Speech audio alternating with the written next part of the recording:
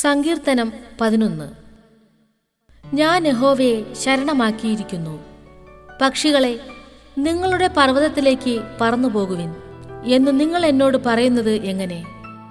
ഇതാ, ദുഷ്ടന്മാർ ഹൃദയപരമാർത്ഥികളെ ഇരുട്ടത്ത് എയ്യേണ്ടതിന് വില്ലുകുലച്ച് അസ്ത്രം ഞാണിന്മേൽ തൊടുക്കുന്നു. അടിസ്ഥാനങ്ങൾ മറിഞ്ഞുപോയാൽ നീതിമാൻ എന്തു ചെയ്യും? യഹോവ തന്റെ വിശുദ്ധ മന്ദിരത്തിൽ ഉണ്ട്. യഹോവയുടെ സിംഹാസനം സ്വർഗത്തിലാകുന്നു. അവന്റെ കണ്ണുകൾ ദർശിക്കുന്നു. അവന്റെ കൺപോളകൾ മനുഷ്യപുത്രന്മാരെ ശോധന ചെയ്യുന്നു. യഹോവ നീതിമാനെ ശോധന ചെയ്യുന്നു. ദുഷ്ടനെയും സാഹസപ്രിയനെയും അവന്റെ ഉള്ളം വെറുക്കുന്നു.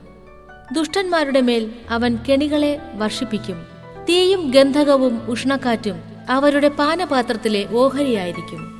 യഹോവ നീതിമാൻ, അവൻ നീതിയെ ഇഷ്ടപ്പെടുന്നു. നേരുള്ളവർ അവന്റെ മുഖം കാണും.